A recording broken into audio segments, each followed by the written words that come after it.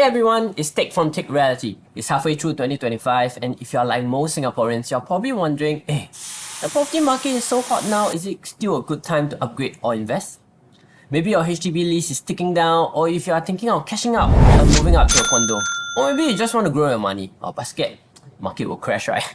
So don't worry, you're not alone. So today I'm breaking down the top 3 burning questions that every upgrader and investors are asking this year. We'll talk about the HDB lease decay, the sell high, buy high headache, and whether Singapore property is still a solid bet for the future.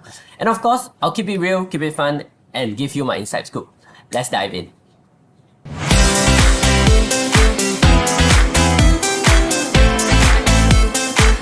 Let's talk about something every HDB owner sure worry about. The lease.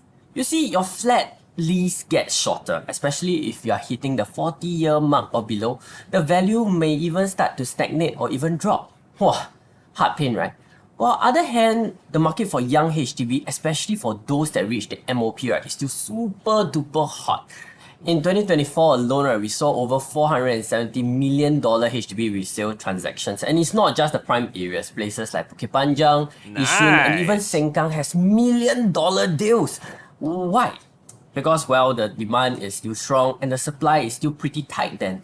Young families and young couples, even singles, are all looking to move into ready flats. But here's the catch. If your flat is getting older, buyers are getting even more conscious. If you don't know, the banks lend less, the CPS usage is getting restricted, and some people are scared to buy flats that are less than 60 years left. If you're thinking of upgrading, it's good that you look at your lease, because this could be your golden window to cash out while the prices are still high. And if you're eyeing on a private condo, remember, private properties don't usually have the same lease decay problem. Most are still 99-year, but often compared to HDBs, the appreciation is stronger, especially if you buy in at a good location. Imagine if you sell your HDB high, then buy a condo with a better long-term value. No worries about lease running out. Not bad, right? So the thing is this. Don't wait until your HDB is old news. If you are thinking of upgrading, it's a good time to explore your options, especially when your flat is still considered young in the market. Alright, now for the next question. If I sell my HDB now, everything also expensive, what? Am I just upgrading for the sake of upgrading? Yes, I hear this so much. Yes, it's true. The property prices are at record highs. But here's the thing, if you are selling high, you are also buying into a market that's proven to be resilient and still got room to grow. Let's look at the numbers.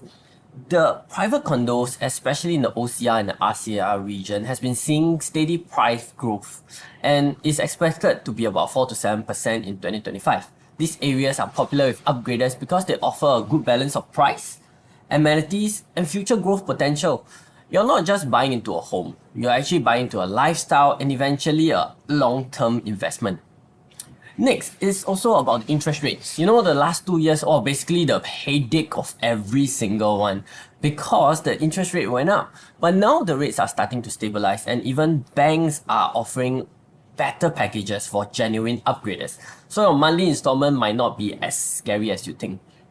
And then lastly, maybe the crash is going to happen soon, right? Unfortunately, if you are just waiting for a crash, you might be waiting forever lah.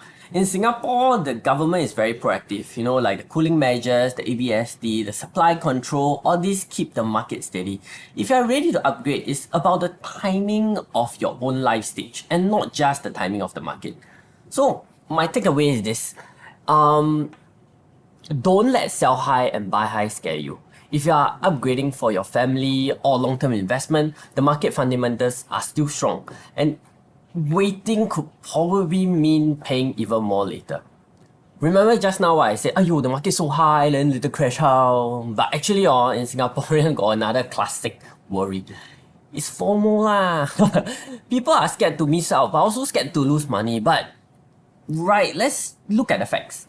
The Singapore property market is one of the most stable in the world. Why? Because of the strict government policy, the limited land, the strong demand from both locals and foreigners, and even with the high ABSDs, there are still some foreigners are buying, especially in the luxury segment, definitely. For the rest of us, upgraders and investors, the demand is driven by the population growth, the new households, and also lifestyle upgrades. If you are just looking at the rental market right now, it's kind of stalled, yes, but even with the more expats coming back, professionals moving here for tech and finance jobs, there's still kind of some rental demand for city fringe and suburban condos. If you are investing, you will need to keep your eye out for the unicorns, where some location could be even covering your mortgage. Lastly, don't forget about the future. Big projects like Greater Southern Waterfront, the new MRT lines that's going to be built, the transformation of places like the Jurong Lake District will bring more growth. Properties near this area will likely see capital appreciation over the next 5 to 10 years. But facts here is 5 to 10 years. It's a long-term game, yeah? So the main key takeaway, Singapore property is not just about the price today, it's about the long-term value, the stability and growth. If you're upgrading or investing with the right choices, you are definitely buying into a future-proof asset. So you're asking me, okay, so is it still a good time?